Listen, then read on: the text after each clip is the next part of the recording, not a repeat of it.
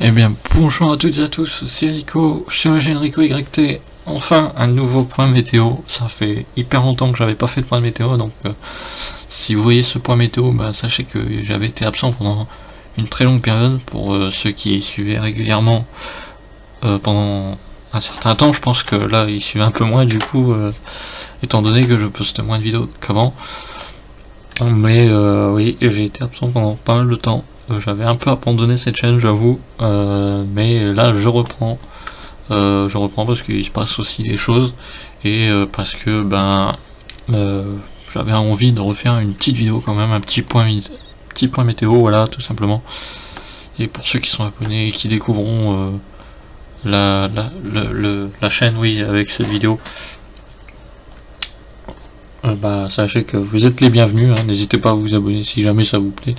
Bon, évidemment, si ça vous plaît, hein, ne vous forcez pas, hein, mais si le contenu vous intéresse, que vous voulez avoir des actus sur la météo ou quoi, ici c'est le bon endroit.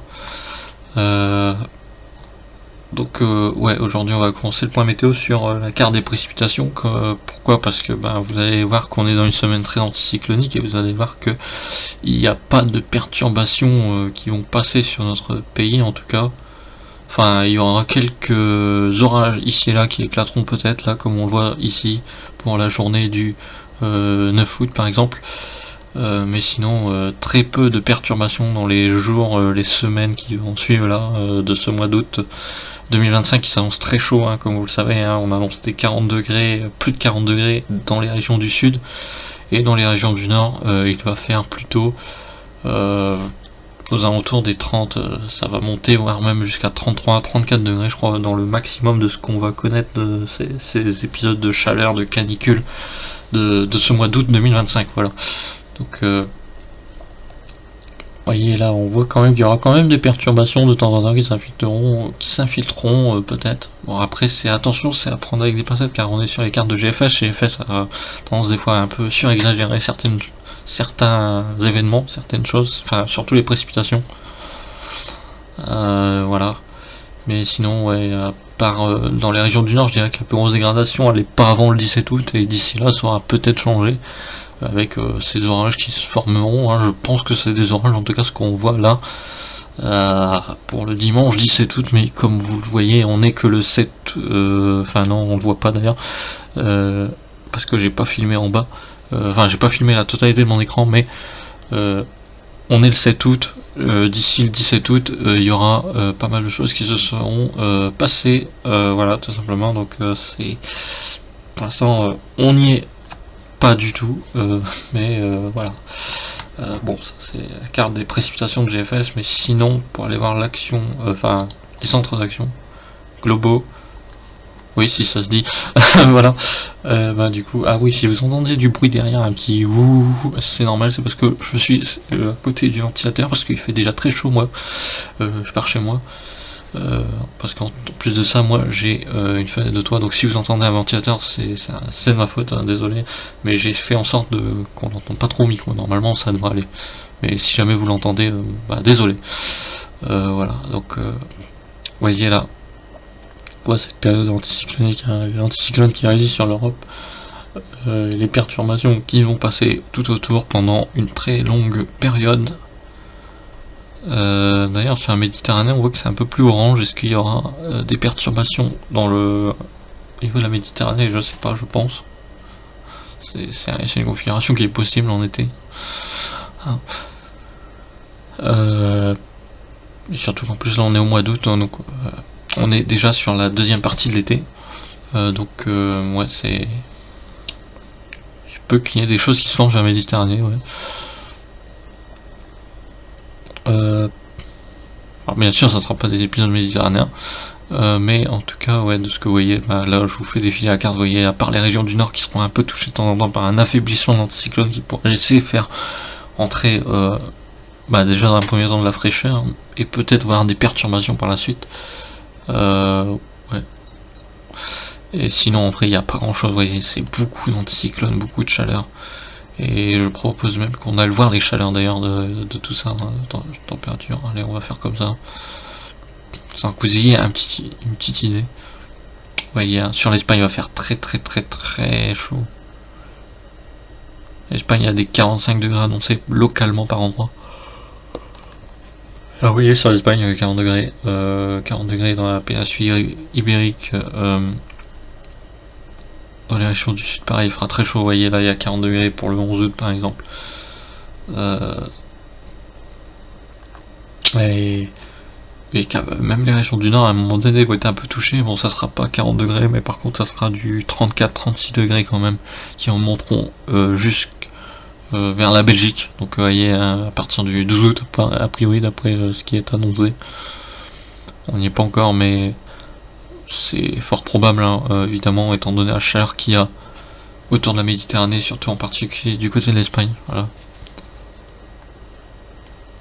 Et forcément, la France, comme on est juste à côté, on est influencé par cette chaleur. Et là, voilà. Et après, ça a l'air d'aller un peu mieux. Et bon, c'est dans longtemps, hein, 21 août, bon. Voilà quoi. Avant qu'on revienne à des situations de température un peu plus clémentes, moins lourdes, moins chaleureuses. Bon, pour la région du Nord, ça devrait revenir quand même assez vite, hein, dans 2 semaines, ça serait potentiellement terminé. Même s'ils avaient dit qu'il fallait attendre un peu avant de donner une prévision, parce que ça peut encore changer, mais les régions du Nord, en vrai, on est touché certes par la chaleur, mais c'est quand même plus modéré que dans les régions du Sud. Et surtout, même le plus gros de la chaleur sera concentré sur vraiment quelques jours, quelques heures, et après ça redescendra à des températures à peu près normales.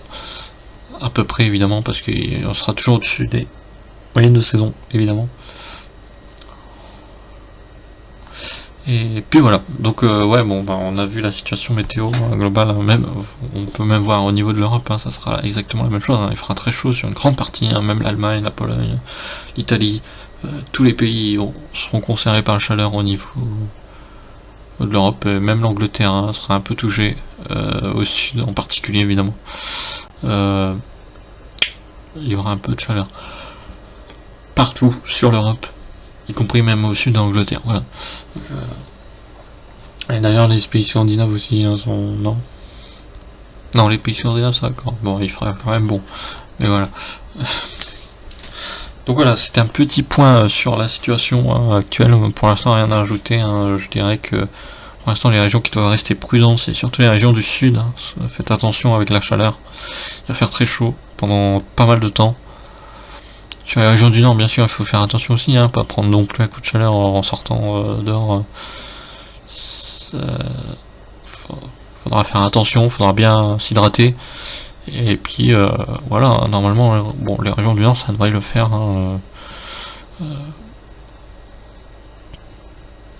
voilà.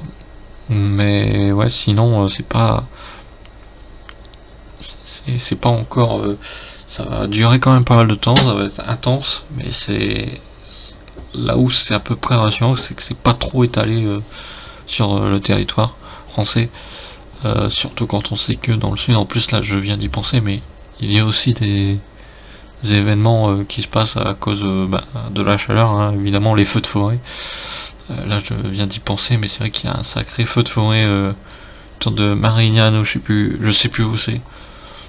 Voilà, donc c'est évidemment c'est des choses qui risquent d'arriver dans les prochaines semaines, hein, des feux de forêt, des incendies à cause de la chaleur. Et ça, c'est vrai qu'il faut faire très attention aussi à ça, hein. Donc restez informé aussi s'il n'y a pas eu des feux de forêt autour de chez vous dans les derniers jours. Puis voilà.